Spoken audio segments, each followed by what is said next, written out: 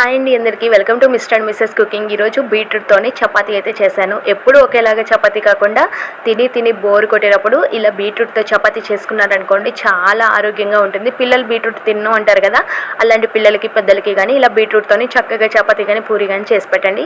నేనైతే చపాతీయే ప్రిఫర్ చేస్తాను. భలే దూదుల్లాగా ఉంటాయి, మెత్తగా చాలా సాఫ్ట్గా ఉంటాయి. అలా చేసుకోవాలో చూసేద్దాం రండి. ముందుగా ఒక బీట్రూట్ని అయితే తీసుకొని దానిపైన పొట్టంతా తీసి ఇలా ముక్కలుగా కట్ చేసి పెట్టుకున్నాను. ఈ బీట్రూట్ కాస్త ఎగుటుగా ఉంటుంది, డైరెక్ట్గా తినలేం కాబట్టి దీంట్లోని ఒక 2-3 పచ్చిమిర్చి ముక్కల్ని అలానే 2 ఇంచుల అల్లంని కూడా ముక్కలుగా కట్ చేసి మిక్సీ జార్లో వేసి మెత్తటి పేస్ట్ అయితే చేసుకోవాలి. ఆ తర్వాత ఇటు సైడ్ అయితే గోధుమ పిండి అయితే తీసుకుంటున్నాను.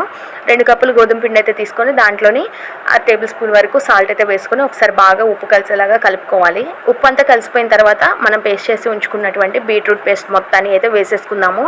దీంట్లో ఆల్రెడీ కొంచెం పచ్చిమిర్చి వేసాం కాబట్టి టేస్ట్ చాలా బాగుంటుంది. కావాలనుకున్న వాళ్ళు జీలకర్ర కూడా వేసుకోవచ్చు, బాగానే ఉంటుంది. ఇలా ఇది మొత్తం వేసేసి కొద్దిగా వాటర్ పోసుకుంటూ మంచిగా అయితే చపాతీ పిండిలాగా అయితే కలిపేసుకోవడమే. ఇది ఎక్కువ కష్టపడే పని కూడా లేదండి. నార్మల్ మనం చపాతీ ఎలా చేస్తామో అలానే చేసుకునేది, కాకపోతే కొంచెం బీట్రూట్ యాడ్ చేస్తాం కాబట్టి ఎక్స్ట్రా టేస్ట్ అనేది వస్తుంది కొంచెం డిఫరెంట్గా. ఇలా చపాతీ ముద్దలాగా చేసుకొని ఒక 5 నిమిషాల పాటు మూత పెట్టి పక్కన అయితే ఉంచేయండి. ఆ తర్వాత చూపించిన విధంగా ఎన్ని కావాలో అన్ని బాల్స్ అయితే చేసుకోండి చపాతీకి. చూస్తున్నారు కదా ఎంత కలర్ఫుల్గా ఉందో. ఉత్తిగా తినమంటే పిల్లలు కానీ పెద్దలు కానీ అస్సలు తినరు కదా చపాతీ. ఇలా చేసి పెట్టారనుకోండి 1కి 4 అయితే తినేస్తారు. దీంట్లోకి ఏ కర్రీతో అయినా సర్వ్ చేసినా బాగానే ఉంటుంది. ఉత్తిగా ఏదైనా పచ్చడితో తిన్నా కూడా బాగుంటుంది. పెరుగుతో తింటే నెక్స్ట్ లెవెల్లో ఉంటుంది.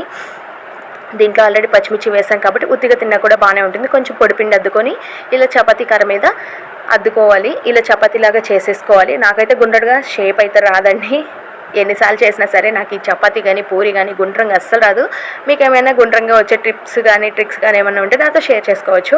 చూస్తున్నారు కదా ఇలా చపాతీలాగా మరీ మందంగా కాకుండా మరీ పల్చగా కాకుండా చూపించిన విధంగా అయితే ఇంత థిక్నెస్గా చక్కగా చపాతీలాగా చేసుకున్నామంటే మంచిగా అయితే పొంగుతుందనమాట. ఈ విధంగా చక్కగా చపాతీలన్నీ కూడా ప్రిపేర్ చేసుకున్నాను నేను.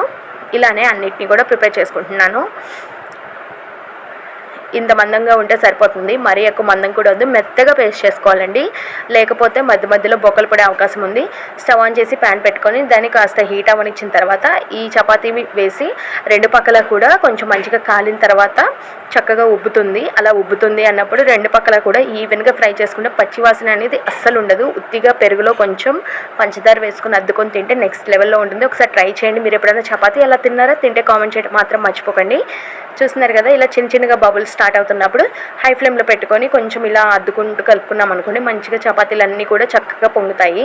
ఇలా పొంగిన చపాతీలని దీనిపైన కొంచెం కావాలన్న వాళ్ళు ఆయిల్ అయితే వేసుకోవచ్చు.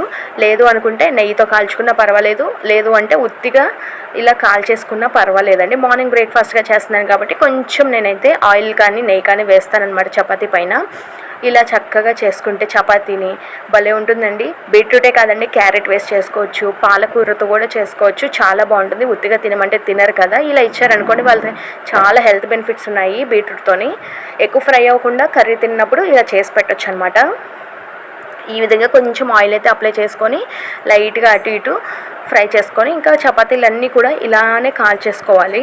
చూస్తున్నారు కదా ఈ విధంగా అన్నిటినీ కూడా 1 బై 1గా నేనైతే కాల్ చేసుకుంటున్నాను చపాతీలని. మంచి కలర్ అయితే వచ్చాయి కదా, రెడ్ కలర్లోకి కనిపిస్తుందా. ఇలా చపాతీ మొత్తం మంచిగా కాలినప్పుడు దీని అన్నిటిని అయితే తీసుకోవాలి. ఎంత సాఫ్ట్గా ఉంటాయో తెలుసా, మంచిగా పొంగి చపాతీలు అనేవి ఎంతసేపు ఉన్నా సరే ఎన్ని గంటలైనా సరే ఇలా సాఫ్ట్గా ఉంటాయి. పిల్లల లంచ్ బాక్స్లో కూడా పర్ఫెక్ట్గా ఉంటాయి. స్నాక్గా కూడా దీంట్లో మనం వెజ్జీస్ పెట్టేయచ్చు పిల్లలకి రోల్ లాగా చేసేసి. చూస్తున్నారు కదా ఈ విధంగా ఎంత మంచి పొరల్లాగా విచ్చుకున్నాయి కదా, దీంట్లో ఎగ్ వేసి కూడా చేసుకోవచ్చు.